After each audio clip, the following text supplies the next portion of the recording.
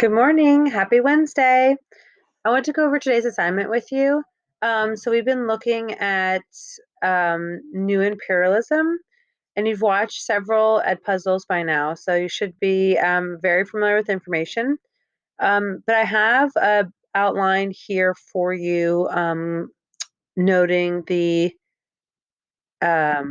information on new imperialism versus old imperialism. Okay, so old imperialism being during the age of exploration. So this is a nice just breakdown of information for you to reiterate all the things that you either had looked at so far or adding in some new information. In particular to China, I don't think we've gone as much in detail, so there's a little bit more information about that in this outline, as well as India. So if you scroll to the bottom, I have some essential questions for you. So you should really be using your knowledge from the ed puzzles as well as reviewing the outline before answering these questions. So I have 3 questions here. I want you to answer all 3 of them, and they should be in full sentences in paragraph form. A paragraph being at least 7 sentences. Okay, or 7, yeah, 7 sentences. So the first one being compare and contrast new imperialism of the late 19th century and early 20th centuries with old imperialism of the 16th and 17th centuries. Okay.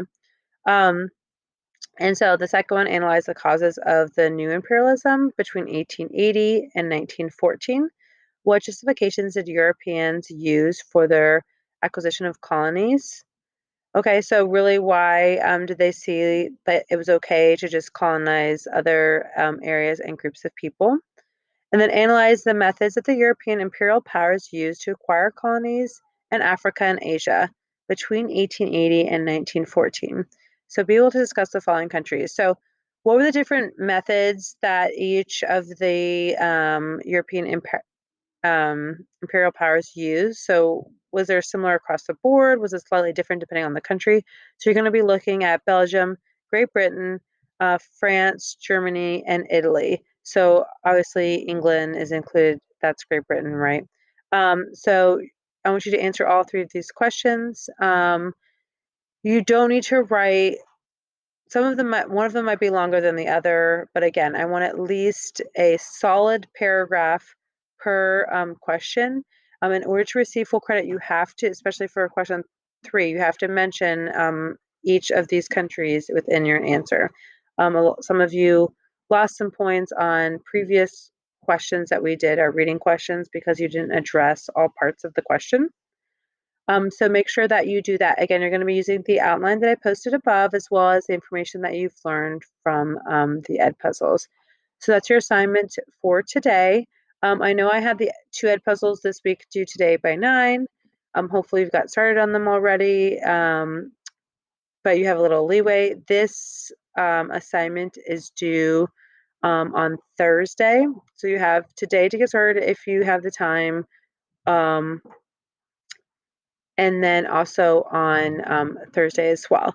So the ed puzzle, hopefully you've done at least one, shouldn't take you very long. They're not super long ed puzzles, especially the one from Paul Sargent. And then I would spend at least 45 minutes on answering these questions to maybe 60 minutes.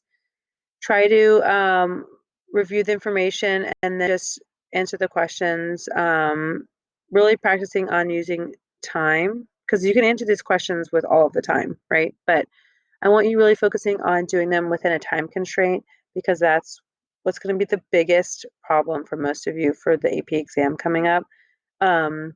They shorten the documents. There's only going to be 5 documents on the DBQ, but you only get 45 minutes, and that 45 minutes includes not only reviewing the documents, but then writing the essay as well. So when you think about it, if it takes you 2 minutes to review each document and understand what they're saying, that is 10 minutes total time for reviewing the documents, and that only leaves you 35 minutes for writing the essay. Now, the essay for the DBQ, we'll be getting more and more into this as we go along, but it does not require a conclusion paragraph. So you don't even need to think about writing a conclusion paragraph. You'll have an introductory paragraph and then 2 or 3 body paragraphs. Okay, so if you can do the amount, depending on your thesis statement, and 2 solid body paragraphs, that is sufficient. So you could write your DPQ essay in 3 paragraphs. And remember, it has to hit all of the points on the rubric for the DBQ. So it's really about just hitting the elements that you need to, not as much about how many paragraphs you write. So you could do that in 3 paragraphs. However, these are going to be meaty paragraphs. So some of you like to break it up into more paragraphs. So you might have 4 paragraphs, but you do not need to worry about a conclusion paragraph. So that gives you some more time to focus on your body paragraphs. Really, in your introductory paragraph, you really want to set up contextualization and the tone of your paper, as well as your thesis statement. So you can get the points right off the bat in your introductory paragraph, and then worry about getting the points for how you use the documents in your body paragraphs. So really think about that when you're answering these essential questions here.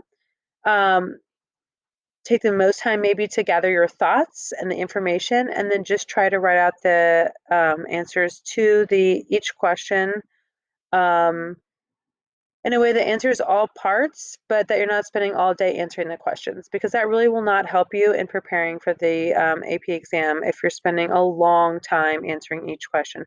You really want to give yourself that time constraint for answering the question. So again, spend more of the time on maybe gathering your thoughts on the front end on how you want to address the question, and then just write your answer response down as quickly as possible. That's why I recommend really 45 to 60 minutes max on answering these questions, because I don't want you to write an essay.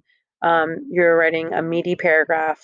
Like I said, the third question might be the longest paragraph, but try to aim for at least 7 sentences for the first 2 questions. You should be able to efficiently answer those questions in that time, or in that amount of sentences. So if you have any questions, please let me know. Again, this will be due on Thursday. So remember, all due dates on Google Classroom will be posted by 9 p.m., but I will not count them as late as long as you get them in before midnight. So this is due on Thursday by 9 is what Google Classroom will say, but you have until midnight on Thursday to turn this in. And then Friday, we'll be looking at the Dreyfus Affair and some anti-Semitism before we start next week and looking at the causes of World War I. So if you have any questions, please shoot me an email or a remind text or DM me on Instagram. Have a great day.